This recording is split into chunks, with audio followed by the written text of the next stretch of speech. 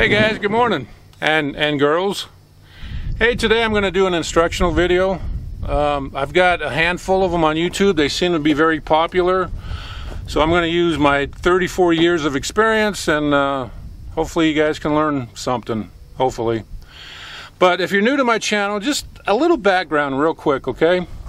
From 1984 to 2004, I worked for a security firm that provided security to the federal government protecting nuclear devices, nuclear weapons, classified information, and we did a lot of training, a lot of deadly force training. I did that for almost 21 years, and then I was a peace officer here in Nevada for a number of years. So between 1984 and 2017, every single year I had deadly force training, along with other training. So I'm going to use some of that, and hopefully I can teach you guys a few things, okay? So let's get started. Okay, today I want to talk about the guy or the gal that just got their CCW and now they're carrying a concealed weapon legally, okay? Maybe you live in a state where you don't need a permit. That's even better. But you're carrying, but you're making two big mistakes. One, you're carrying your pistol with an empty chamber. I have a Glock Model 45 9mm. I'll be using this today.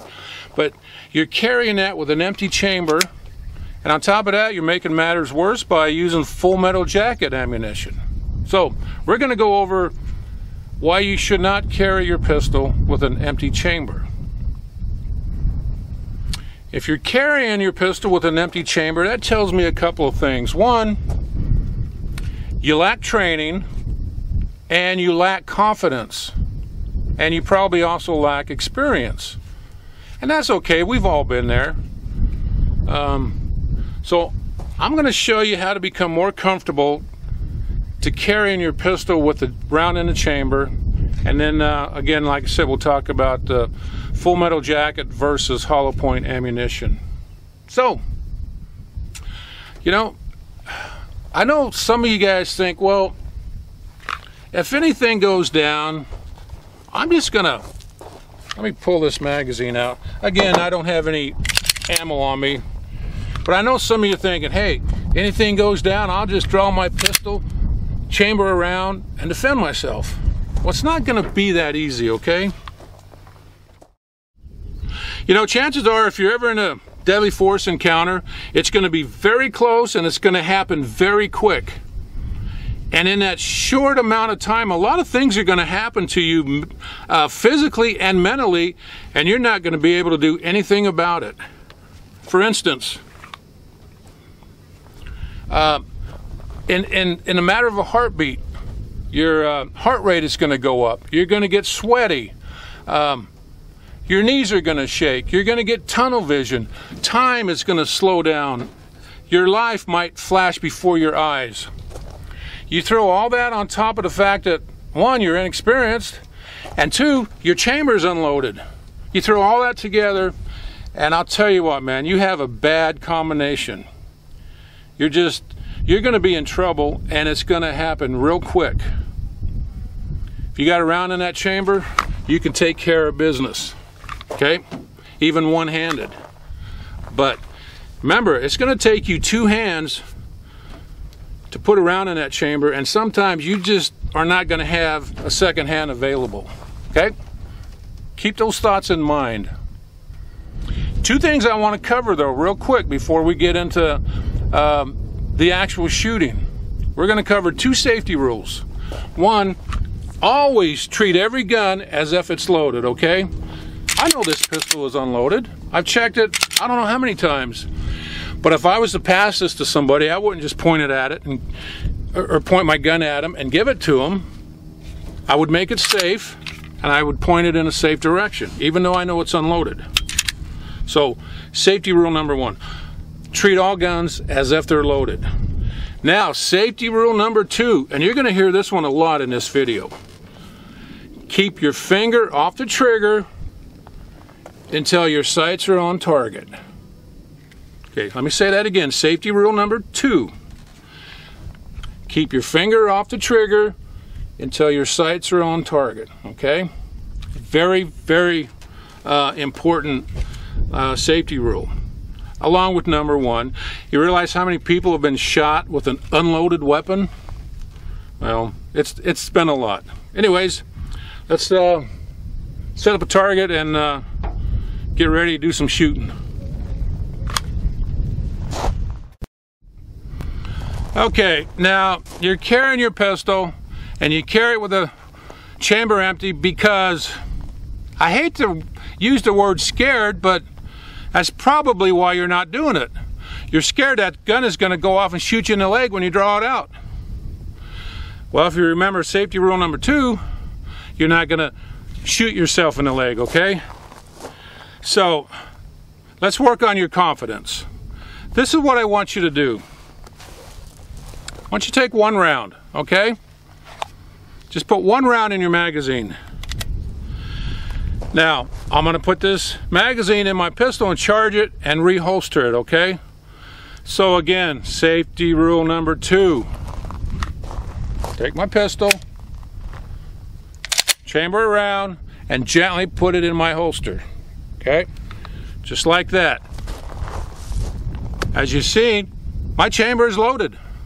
Now, I can walk around out here, kind of get comfortable with that round.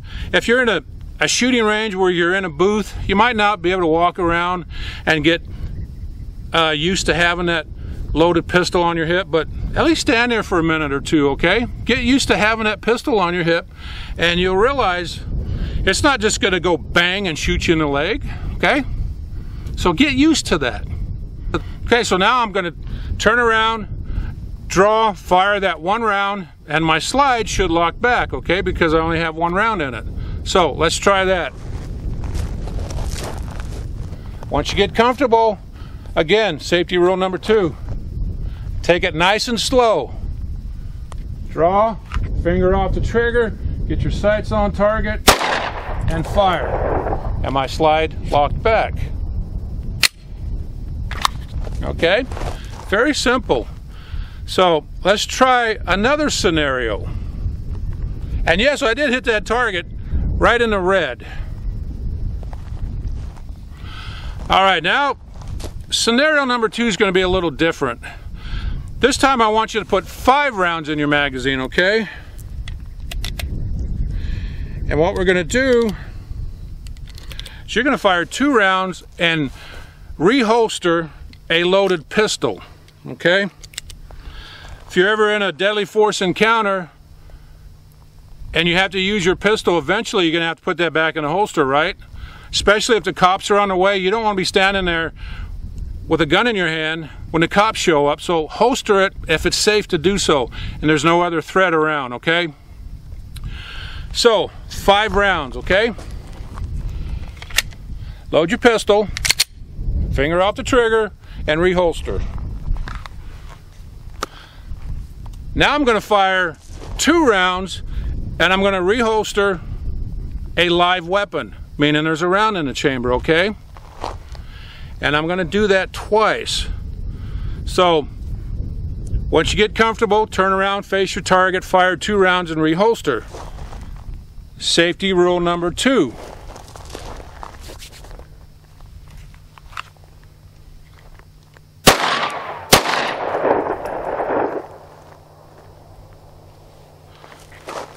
Okay, I was doing that to make sure there was no other threats in the area, something you might want to get used to and practice a little bit.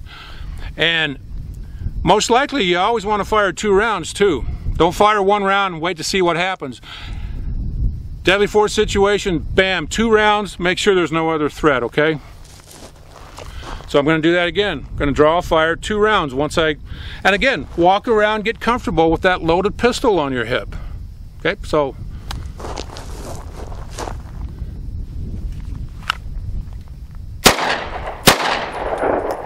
finger off the trigger, no other threats, reholster. Just that simple, guys. I do have 1 round left in my, well, it's in my chamber now, so let's go ahead and shoot that 1 round. The other thing you might want to practice is shooting one-handed. That might save your life someday.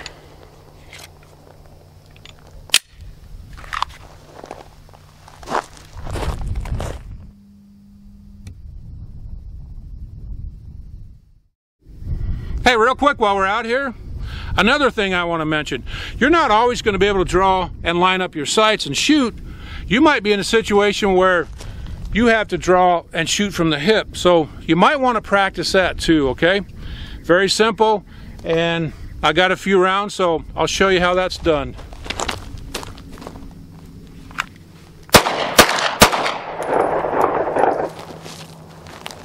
Very simple, very practical training right there. Okay, let's talk about full metal jacket versus hollow point ammunition.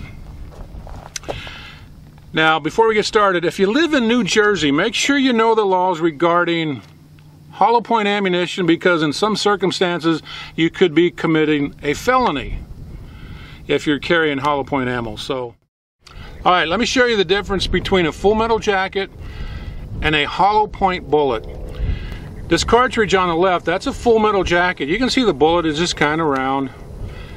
The one on the right, that's a hollow point, okay?